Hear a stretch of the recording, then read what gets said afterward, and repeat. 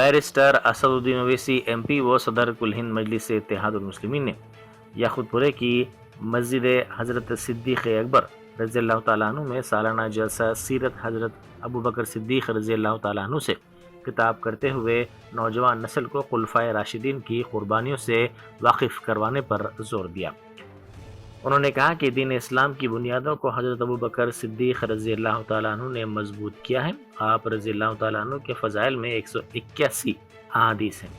रसूल अकरम सल्लल्लाहु अलैहि व आलिहि वसल्लम का इरशाद है कि जन्नत में सबसे पहले दाखिल होने वालों में हज़रत अबू बकर सिद्दीक़ रज़ियल्लाहु ताला अन्हु रहेंगे।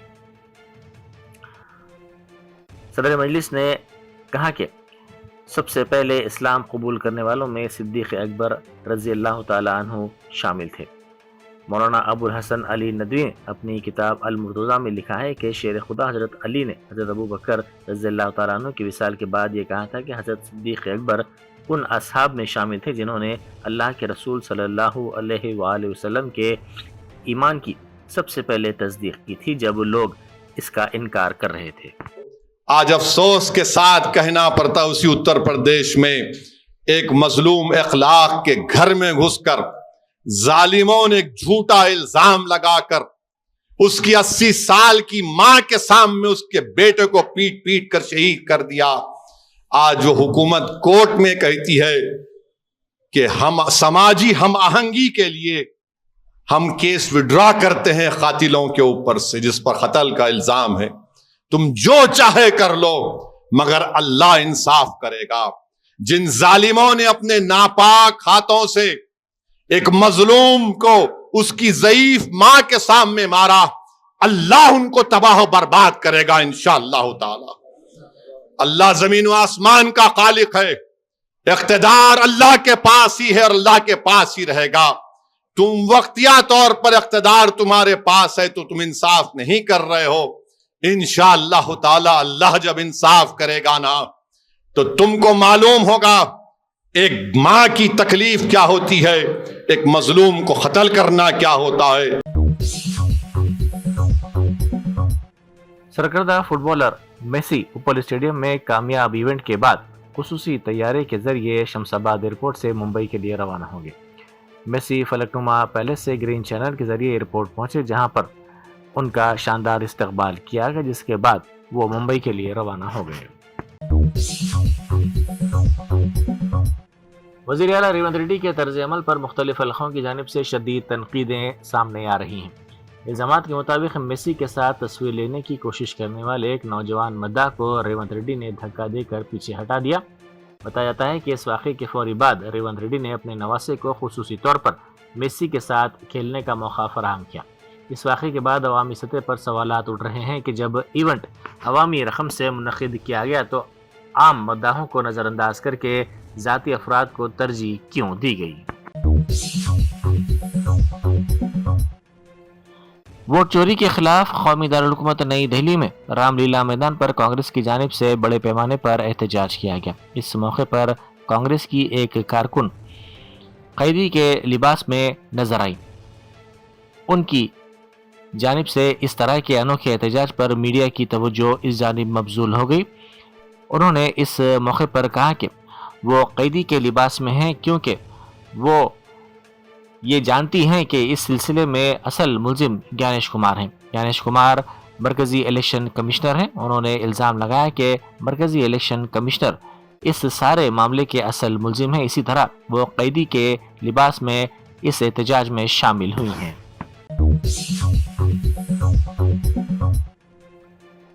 वज़ीर ट्रांसपोर्ट पूनम प्रभाकर ने कहा है कि अगर जमहूरियत का तहफ़्फ़ुज़ और दस्तूर की कदरों को बरकरार रखना हो तो मुल्क में वोटिंग का अमल पुरअमन और मुनसिफाना होना ज़रूरी है। उन्होंने इल्ज़ाम लगाया कि बीजेपी ने इलेक्शन कमीशन को अपना ताबे बनाकर मुल्क भर में अपने खिलाफ वोट डालने वालों के नाम वोटर फहरिस्तों से हज़फ करवा कर वोट की चोरी जैसे इक़दाम अंजाम दिए हैं।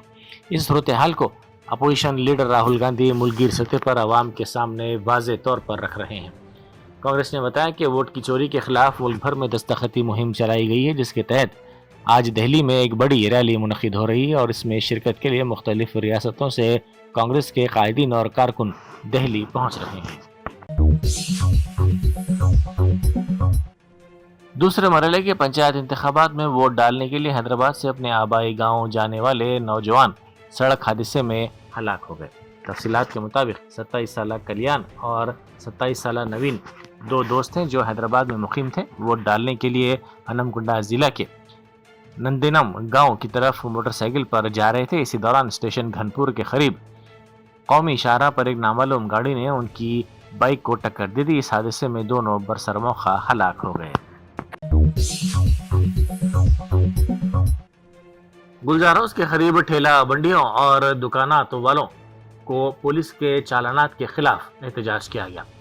چارمینار کے رکن اسمبلی میر ذوالفقار علی اور پتھر گٹی کے کارپوریٹر سہیل قادری نے وہاں پہنچ کر مسئلے کو حل کیا۔ انہوں نے اس معاملے میں مداخلت کرتے ہوئے چالانات کے سلسلے کو فوری روکنے کی ہدایت دی اور دکانداروں کو ٹریفک میں رکاوٹ نہ ڈالنے کی بھی ہدایت دی گئی۔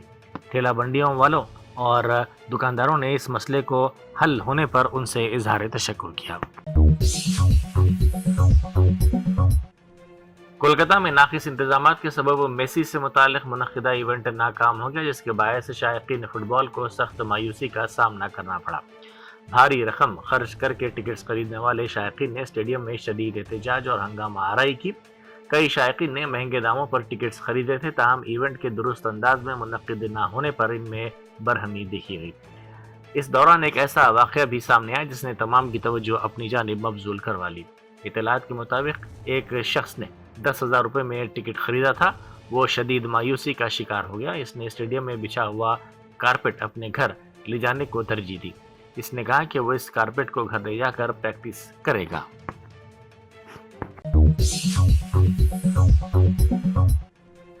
پرانے شہر کے اردو مسکن قلوت میں ایک چیریٹی پروگرام منعقد کیا گیا۔ یہ پروگرام دی دکن وومن ویلفیئر ایسوسی ایشن اور راہ حق فاؤنڈیشن کے تعاون سے منعقد ہوا، جس کی قیادت مسز فرحہ خان نے کی، جو کہ راہ حق فاؤنڈیشن کی بانی ہیں۔ اس شو میں حیدرآباد کی مشہور و معروف شخصیات نے شرکت کی اور فلاحی کاموں کو فروغ دینے کے اس اقدام کی ستائش کی۔ تقریب کا مقصد غریب اور مستحق افراد کی مدد کرنا اور سماج کے کمزور طبقات تک مدد پہنچانا تھا۔ السلام علیکم، میں فرح خان دکن مہیلا ویلفیئر ایسوسی ایشن اور راہ حق فاؤنڈر کی جانب سے آج ایک چیریٹی شو کروائی ہوں اردو مسکان میں، جس میں ہر ٹائم کی طرح میرا ہمیشہ ایک میسج رہا ہے کہ کسی کے پاس اللہ کوئی دینے سے کمی ہے بول کے آج تک تو نہ قرآن میں ہے نہ کسی حدیث میں ہے۔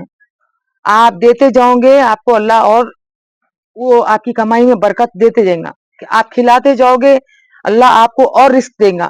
یہ سارے چیزوں کے سے علم میں رکھتے ہوئے ہمیشہ پریفرنس یہ دی کہ غریبوں کو کھانا کھلاؤں۔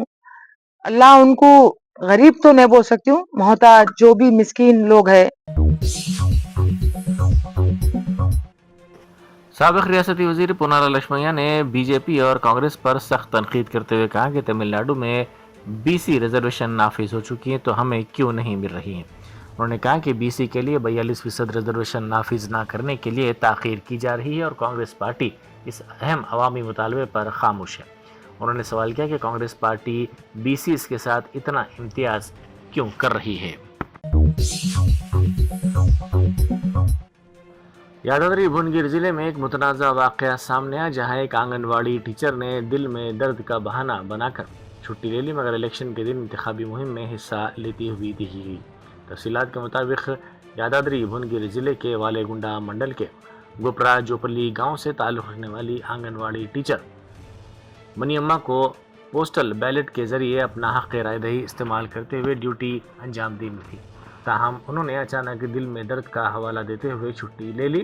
الزام ہے کہ چھٹی لینے کے بعد وہ اپنے آبائی گاؤں میں سرپنچ انتخابات کے دوران کانگریس پارٹی کے امیدوار کے حق میں پولنگ بوتھ کے قریب انتخابی مہم چلاتی ہوئی نظر آئیں۔ سائبر ہیلپس این جی او کی جانب سے خواتین کو سائبر جرائم سے آگاہی اور ڈیجیٹل خود تحفظ کی تربیت فراہم کرنے کے مقصد سے ایک خصوصی اقدام ڈیجیٹل ایگل فورس کا آغاز کیا گیا ہے۔ اس پروگرام کا مقصد خواتین کو جدید ڈیجیٹل مہارتوں سے لیس کرنا اور انہیں سائبر خطرات کے خلاف مضبوط بنانا ہے۔ اس پروگرام کے تحت شرکاء کو منظم اور جامع تربیت دی جا رہی ہے، جس میں سائبر جرائم اور آن لائن خطرات کی پہچان، خود تحفظ کے لیے اخلاقی بینکنگ کی بنیادوں اور بلیک میلنگ کے ساتھ ساتھ آن لائن ہراسانی، ڈیجیٹل گرفتاری جیسے معاملات سے بچاؤ کے طریقے شامل ہیں۔ اس کے علاوہ سوشل میڈیا، موبائل ڈیوائسز اور مختلف آن لائن پلیٹ فارمز کے محفوظ استعمال کے ساتھ ساتھ ذاتی معلومات، شناخت اور پرائیویسی کے تحفظ کے عملی اقدامات بھی سکھائے جا رہے ہیں۔ بہار مجلس کے صدر و رکن اسمبلی اختر الایمان کو صدر نشین اقلیتی بہبود کمیٹی مقرر کیا گیا ہے۔ بہار قانون ساز اسمبلی کی اقلیتی بہبود کی کمیٹی سے متعلق وہ صدر نشین ہوں گے۔ سیاسی حلقوں اور پارٹی کی جانب سے پیام جاری کرتے ہوئے ان کو مبارکباد پیش کی گئی۔ اسٹینفورڈ یونیورسٹی کی حالیہ رپورٹ کے مطابق ہندوستان مصنوعی ذہانت میں عالمی مقابلہ آرائی میں تیسرے نمبر پر ہے۔ رپورٹ میں ممالک کی تکنیکی استعداد، تحقیق، سرمایہ کاری اور جدت کے شعبوں میں کارکردگی کی بنیاد پر درجہ بندی کی گئی، جس میں ہندوستان نے نمایاں پیش رفت دکھائی۔ ماہرین کے مطابق یہ کامیابی ہندوستان کی ڈیجیٹل ٹیکنالوجیز، اسٹارٹ اپ اور تحقیق و ترقی میں بڑھتی ہوئی مہارت کی عکاسی کرتی ہے۔